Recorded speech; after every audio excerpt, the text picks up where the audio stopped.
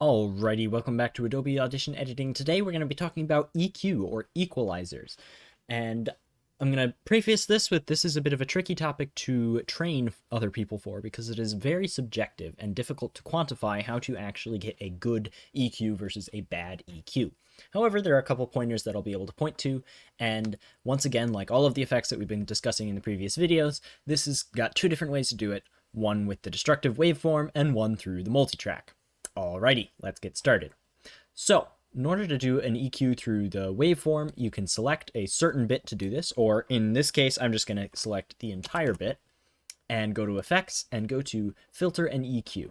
Now you've got a couple different EQs that you can use. You can use a graphic equalizer, which I'll just show you what that looks like, which has a bunch of sliders up and down. And essentially what this is you've got your low frequencies and your high frequencies and all the ones in between. You can drag these up and down to increase those frequencies as you would on a traditional board. However, there's another EQ, which is called the parametric equalizer right down here, which gives you a nice line and a smooth interpolation between every frequency.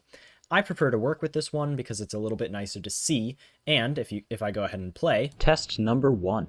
you can see that the waveform gets shown underneath the equalizer, which is very nice in order to figure out, okay, how do I make this a better EQ?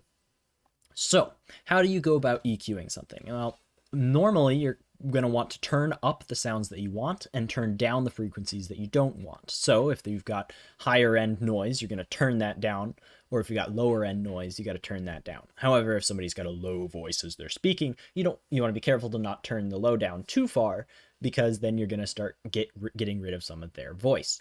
So typically you're going to have a curve that looks kind of like this. You're going to bring up the voice in the middle, and then you're going to bring down each end because you don't need the high and low ends of audio. Now, if you have a girl speaking, you're going to probably bring your hump over to this side. If you have a boy speaking, you're going to bring it down to the lower end because they usually have deeper voices. And it's a lot of just trial and error. One thing I will say is if you click down to the Q width and on each number, so you've got L, 1, 2, 3, 4, 5, and H as different lines that you can do. So I'm just going to reset this to probably what you're going to see it at when you first start. And it's going to be about a straight line. This isn't perfect, but you're going to have the different numbers. Actually, I can go back to the default anytime you want. That's something you might find useful, is right there, and that'll bring everything back to default. So what you can do is you can click and drag these and move them up and down as you see fit. So I'm just going to bring the low down a little bit and the high down a little bit like that to create this kind of bump shape.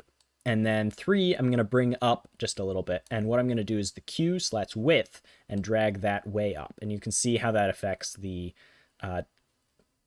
point, how much it affects the other points as well. So I'm going to bring it to about there and maybe bring it back a little. Same thing with 2. I'm going to increase or decrease the Q width and kind of bring it up like that.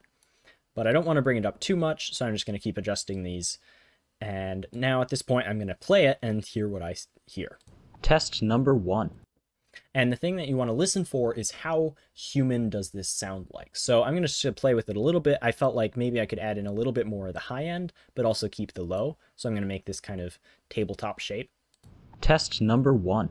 And that's pretty good. Obviously, I can tweak this for a lot longer, maybe bring this end down a little bit and take the Q value like that, bring that high end down just a little bit. And just like that. And I'm going to play it one more time. Test number 1.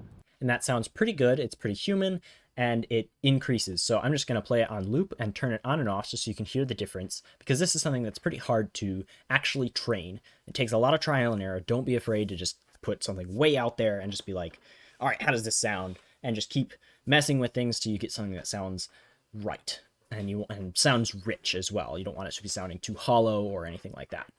Test number 1. Test number 1. Test number 1. Test number 1. Test number 1. And so you can hear that how with the EQ it sounds a little bit fuller. And obviously I didn't get it perfect. It sounds a little funky. You could maybe mess around with it. But that's just a basic application of how you would do an EQ. So just like everything else, you'd hit apply. And there you go. You've got the EQ. You can see the waveform has changed. Test number 1. Like so. But as you may remember, there are multiple ways to do this, as I said. And so through the effects rack, we can do something very similar. Once again, we're going to click this arrow right here and go to filter and EQ, and we're going to go to the parametric equalizer. And we're going to have a very similar thing right here. And we can just, it'll actually save your settings. If you did it in a previous time, you've got the custom preset. It'll save the settings and do the same thing. So this is just how I want it. So I'm just going to close it out. And test number 1, test number 1, test number 1. You can hear that I can turn it on and off with ease, just like I would do any other effect through the effects rack. Same thing through the multi-track recording. You just select the audio you want, clip effects, click the arrow right there, go to filter and EQ, parametric equalizer. This one's got a different custom setting because of it's in a different thing from the waveform. It's in a different tab. So you want to be aware of that it'll be different, but we'll just say that, sure, this is good enough, and see how that goes. Test number 1. And play like that, and it sounds decent. It could obviously be tweaked, but as you keep going, you'll get a better ear for it. But just don't be afraid to just listen to something on loop, repeat it a bunch over and over, trying to figure out, okay, how can I make this sound better? How can I make it sound full? One of the tips I'd give is to listen to just the high end frequencies, trying to figure out, okay, is it too bright or anything like that? Maybe the low frequencies, do they sound too boomy, or are they not enough? Can you bring them up? It's a lot of trial and error, and it's honestly very subjective. There isn't one set perfect answer. It is very subjective. Okay, I think this sounds good. And so with that, you want to be asking lots of people, ask your family members, like, hey, could you take a listen to this? Does this sound right? And if somebody notices that it sounds wrong, take that and be like, all right, let's see how I can fix it. Oftentimes people aren't super great at articulating what exactly is wrong, so you're gonna have to mess around based off of their suggestions, but use their suggestions as a jumping off point to try and figure out, okay, how can I make this sound a little bit better? And don't put too much pressure on yourself. Most of the time, nobody's going to notice the EQ. It's just something to get the audio just a little bit better. And especially it's useful for when you have low wind noises or something that you want to try and get rid of a certain frequency, but still maintain the rest of the frequency, and you can't get rid of it through a noise reduction. You can try and move all of the frequencies up to the higher end or lower end if you've got a high-pitched noise.